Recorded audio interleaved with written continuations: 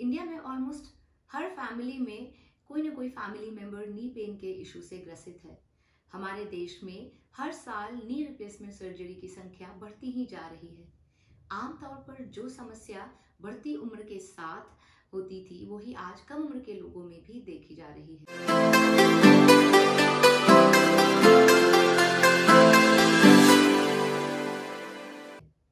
नमस्कार दोस्तों, मैं पंखुरी श्रीवास्तव स्वागत करती हूँ आपका आपके YouTube चैनल पंखुरी श्रीवास्तव योगिनी में। फ्रेंड्स, नी पेन के कई कारण हो सकते हैं, जैसे कि ज्यादा वजन, किसी प्रकार की कोई इंजरी, आप में कोई पोस्चरल डिफेक्ट हो, अर्थराइटिस, किसी प्रकार का और कोई मेडिकल कंडीशन, या आपके घुटने के आसपास के जो मसल और लिगामेंट्स एंड टेंडन्स हैं उनका कमजोर होना। आइए आज उन आसनों की बात करें जो नी पेन में हमें बहुत ज्यादा हेल्प करते हैं अगर आप निरंतर उनका अभ्यास करते रहो तो। आसनों की इस सीरीज में सबसे पहले हम दंडासन में बैठ जाएंगे। We have to sit like this और अपने दोनों हाथ को मैट के पास रख लें, रेस्ट करें। दोनों पाँव में थोड़ा सा गैप डालें, ऑलमोस्ट कंधे के बराबर। आराम से सांस भरते हुए अपने दोनों पंजों को आगे की ओर खींचेंगे। जब आप ऐसा करते हो तो यू विल रियलाइज कि आपके काफ मसल्स कॉन्ट्रैक्ट हो रहे हैं। आपको इस कॉन्ट्रैक्शन पर ध्यान देना है। खींचकर कम से कम 10 सेकेंड ऐसे ही अपने पंजे को रखना है और फिर रिलैक्स कर देना है। एक बार फिर इस पंजे को हमें पीछे की ओर लेकर आना है। अपने पंजे को पीछे की ओर लेकर जाएंगे। जब आप ऐसा कर रहे होगे तो आप महसूस कर पाओगे कि अगेन आपके काफ मसल्स कॉन्ट्रैक्ट हो रहे हैं। जब आप ऐसा कर रहे हो तो आपकी कोशिश होनी चाहिए कि आप अपने घुटने को मैट के नीचे की तरफ, मैट से की तरफ ऐसे दबाओ, तो पंजा पीछे की ओर और घुटना मैट की तरफ। जब आप ऐसा कर रहे होंगे तो कई बार यहाँ से आपकी एड़ी मैट से थोड़ी सी ऊपर भी उठ सकती है। सो एक बार इस तरह खींच के रखेंगे और 10 सेकेंड तक इस प्रकार से होल्ड करेंगे and then you relax it. हर अभ्यास को हमें कम से कम 10-10 बार करना है। सीक्वेंस में तीसरा आसन, हमें अपने पाँव को फोल्ड करना है, अपने दोनों हाथों को ऐसे इंटरलॉक करके अपने थाइस को पकड़ के खींचना है। इस समय आपकी स्पाइन बिल्कुल स्ट्रेट हो। ऐसे हम कोशिश करें कि आपकी स्पाइन स्ट्रेट हो। इन केस आपको अपने स्पाइन स्ट्रेट रखने में दिक्कत होती है तो आप किसी कुशन का इस्तेमाल भी कर सकते हो। जैसे कि इस वक्त मैं एक कुशन लेकर अपने नीचे रख रही हूँ। मैं एक कुशन पे बैठ रही हूँ सो दैट कि मेरी स्पाइन थोड़ी स्ट्रेट रहे। मैं इंटरलॉक करूंगी और अपनी तरफ दबाना है। मुझे अपने काफ से अपने हथेली को दबाना है और ऐसा करते वक्त पंजा ऊपर की ओर, तो जो मेरा ये पंजा है ये मैंने ऊपर की ओर रखा है और जोर से दबाना है।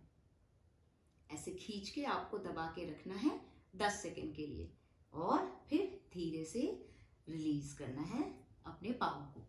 ये दोनों पाँव से यह अभ्यास हमें 10-10 बार करना है। एंड फोर्थ, अब हम इस कुशन को नीचे वापस ले यहाँ आगे रखेंगे अपने दोनों घुटनों के नीचे और आराम से बैठ जाएंगे। अपने हाथों को रेस्ट करेंगे। पाँव में फिर से थोड़ा सा गैप। अगर आप ध्यान दो, दिस इज लाइक एलिवेटेड। ये हमारा पाँव थोड़ा एलिवेटेड है। इसी पोजीशन में हमें अपने दोनों पंजों को ऊपर उठाना है, पीछे की तरफ खींचना है। While we are doing this, हमें अपने क्वाड्स यानी कि अपने थाइज और अपने घुटने से इस कुशन को नीचे की ओर दबाना है। हाथों को पीछे रेस्ट करेंगे, एक्टिवेट करेंगे। इस वक्त आप महसूस कर सकते हो आपके क्वाड्स जो है ये भी एक्टिव हो रहे हैं और आपको होल्ड करना है। फिर वही 10 सेकेंड होल्ड करेंगे और धीरे से रिलैक्स करेंगे। इस प्रैक्टिस को भी हमें 10 टाइम्स करना है। ध्यान देने वाली बात यह है कि हमारे घुटने के एरिया को हमारे क्वाड्स, काव्स ये होल्ड करके रखते हैं। तो अगर हमारे ये मसल स्ट्रांग होंगे तो ये हमारे नी को सपोर्ट करेंगे, जिससे हमें नी पेन की शिकायत कम हो सकती है। हमारी नी पेन की शिकायत कम हो सकती है। हम प्रिवेंट कर सकते हैं नी पेन को आने वाले समय में। और चलिए आज का हमारा आखिरी अभ्यास, इसमें हम किसी बेल्ट या दुपट्टा या टॉवेल, जो कुछ भी आपके पास उपलब्ध है उसका इस्तेमाल कर सकते हैं। सो इसके लिए हम अपनी जगह पर लेट जाएंगे कंफर्टेबली। दोनों हाथों में आपने डिस्टेंस दिया। जब भी हम मैट पे लेटते हैं हमारा ध्यान होना चाहिए कि हमारी कमर मैट के साथ लगी हुई है। तो आप अपने बॉडी को एडजस्ट करेंगे, धीरे से ये पाँव फोल्ड करेंगे, अपने अंगूठे को पकड़ेंगे और आराम से इसे अपने पाँव को स्ट्रेट करेंगे। कई लोग इसे बहुत आसानी से कर सकते हैं, पर अगर आप कई लोग नहीं भी कर सकते, so if you are having difficulty then please use a rope और वॉट एवर इज अवेलेबल, आप उसे यहाँ फंसा लेंगे और इस रोप के मदद से अपने पाँव को अपनी तरफ खींचेंगे। जब आप ऐसा करोगे तो आपको अपने हैमस्ट्रिंग्स में खिंचाव महसूस होगा। उतना ही आगे लाएं जितना आप ला सकते हैं। ऐसा करते वक्त आपके कोर भी इंगेज होंगे।